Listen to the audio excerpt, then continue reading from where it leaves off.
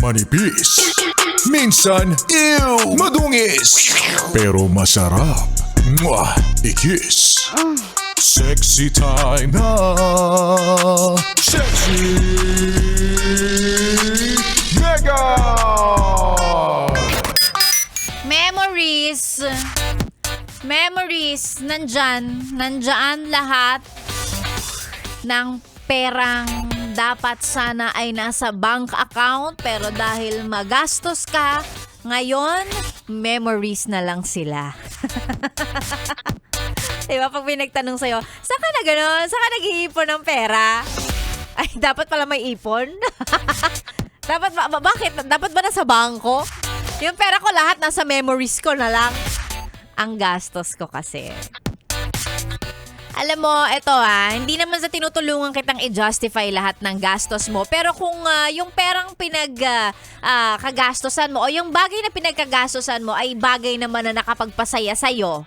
Diba? It's something na gustong-gusto mo, lalong-lalo na pagka alam mong kailangan mo naman yan, diba? Bakit ka makukonsensya? Pera mo naman yung ginamit mo dun.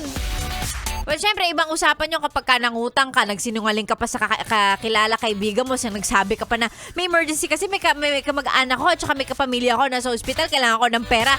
Tapos ang ending, papariband mo lang pala. Yun talaga, mali yun.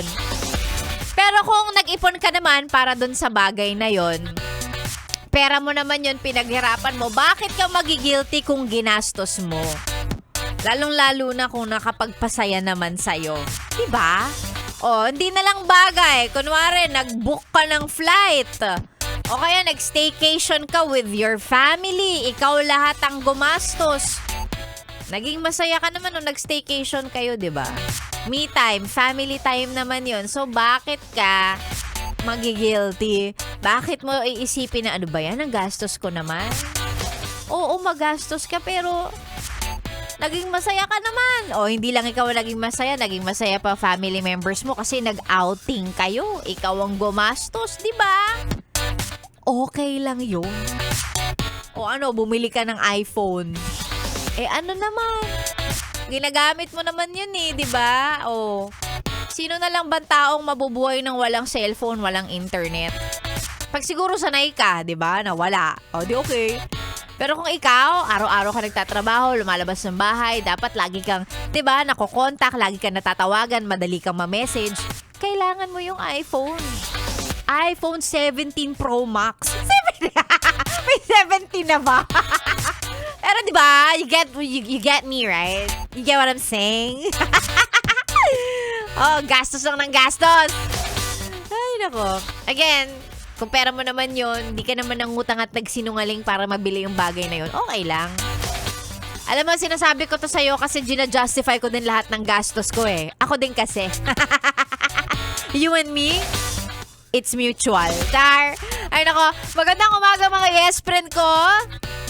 10:40 sa orasan ni Sexy Megan. At gaya nga ng sabi ko, alam naman namin dito sa Yes FM na ang makakapagpaligaya sa'yo ay pera. Hindi ko naman sinasabing mukhang pera ka, pero sino ba ang malulungkot pag nagkaroon ng 500 pesos? Diba? Kaya naman, eto na Bakit wala? Bakit wala? Ayaw tumunog, B. Sige na nga, wag na. Eto na ang pera-pera lang yan promo. Gaya nga ng sinabi ko, si Sexy Megan, halos binibigay ko na lang yan. At yan ay binibigay natin sa mga nagpapa-shoutout sa atin. Simple lang ang kailangan mong gawin, magpa-shoutout. Kung sino yung gusto mo ipabate, isend sa aking Facebook page, DJ Megan Yes FM. Tapos, siguraduhin mo naka-follow ka sa page ko na DJ Megan Yes FM. Tapos, magdasal ka kasi syempre ang dami nagpapa-shoutout dito. Niraraffle po natin ang mga pangalan ng mga nagpapa-shoutout at malay mo, kapag swertihin ka, ikaw ang mag-uwi ng 500 pesos. Mamaya, i-announce natin ang winner sa ating pera-pera lang yan promo, ang mananalo ng 500 pesos. Mamaya yan. Pero for now, sige lang, mag-send ka lang ng mga pa-shoutout dyan. Mag-send lang kayo and then mamaya basahin din natin yung mga pa-shoutout na yan. Tingin nga kung sino ba mga nakikinig talaga ng ESFM. Ay, Sexy Megan pa yung kasama hanggang mamaya pantanghali. Dito lang sa stasyong namimigay ng pera. 101.1. Yes FM. Solid! Paalam ka.